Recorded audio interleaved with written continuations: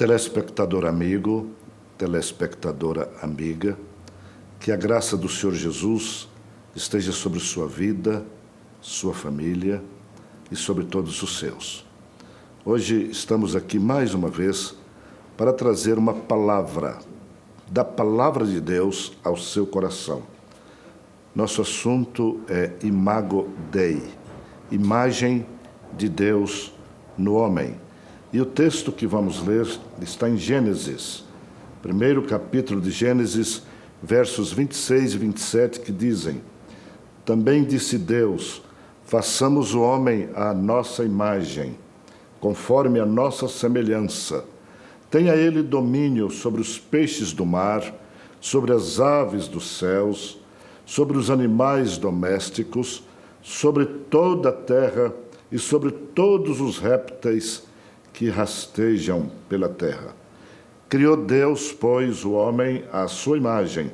A imagem de Deus o criou. Homem e mulher os criou. A Imago Dei, ou imagem de Deus no homem, é um dos assuntos mais discutidos em toda a história da redenção. Estudiosos da Bíblia têm se debatido muito demoradamente sobre este assunto, sobre o que é esta imagem de Deus no homem, como esta imagem se manifesta e como ficou esta imagem depois da intervenção do pecado no mundo. Mas a Bíblia não discute como os homens discutem. Este assunto na Bíblia é absolutamente tranquilo. A Bíblia simplesmente declara no livro do Gênesis, capítulo 1, versos 26 e 27, quando relata a criação, como acabamos de ler: façamos o homem à nossa imagem, conforme a nossa semelhança. Em seguida, e criou Deus o homem à sua imagem, a imagem de Deus o criou, homem e mulher os criou. Portanto, a imagem de Deus no homem não é uma parte ou um pedaço do homem. A imagem de Deus no homem é o homem todo, o homem total, o homem em sua integralidade, em sua essência. O homem não simplesmente tem a imagem de Deus, o homem é a imagem de Deus. Esta verdade nos leva a estabelecer uma diferença profunda e significativa entre indivíduo e pessoa. Indivíduo é um ser particularizado, individualizado, separado. Mas pessoa é um ser que tem relação, tem caráter relacional. Por isso Deus nos criou não simplesmente como indivíduos, mas como pessoas, com o dom, com a capacidade de nos relacionarmos. Quando Deus declara, façamos o homem à nossa imagem, significa que Deus é pessoa divina, de absoluta transcendência, e que quer relacionar-se com o homem, que é um ser de transcendência relativa, mas que também se relaciona. Deus criou o homem para estar em relação com ele, em comunhão com ele.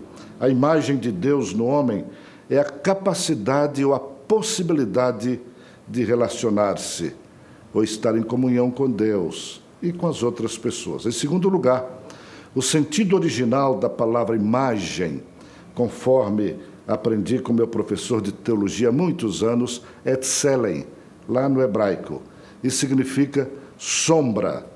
Assim como a sombra não pode existir sem o objeto que a produz, também o homem não pode existir, porque ele é sombra sem Deus, projetando esta imagem nele, porque Deus é que produz esta imagem. Em segundo lugar, a sombra só existe relacionada com o ser que a produz. O homem só vive realmente quando se relaciona com Deus. Assim como a sombra tem semelhança com o objeto que a produz, assim é o homem em relação a Deus. Enoque foi um homem real, porque andou com Deus, relacionou-se com Deus como a sombra acompanhando o corpo. Em terceiro lugar, por ser o homem imagem de Deus, o próprio Deus dotou o homem de inteligência racional, vontade livre, sentimentos e emoções profundos, corpo ereto, poder para dominar sobre a natureza e não poder para estragar a natureza, como tem acontecido ao longo da história. Também Deus concedeu ao homem uma consciência, a consciência que é atributo pelo qual o homem toma suas decisões morais e espirituais. Porém, amigo, o mais lamentável de tudo isso é que, com a tragédia universal do pecado, que separou o homem de Deus, da mulher, sua companheira, de si mesmo e da própria natureza, o pecado entrou no mundo e, pelo pecado, a morte, que passou a todos os homens, afetando toda a humanidade. O pecado estragou esta imagem de Deus no homem, trazendo a morte. Morte na Bíblia é separação de Deus. Com o pecado, o homem adquiriu a possibilidade de morrer fisicamente, que é a cessação das funções biológicas, mas o homem também morreu espiritualmente, separando-se de Deus, perdendo a fonte da vida que lhe era tão acessível na comunhão com o Pai Celeste lá no Éden.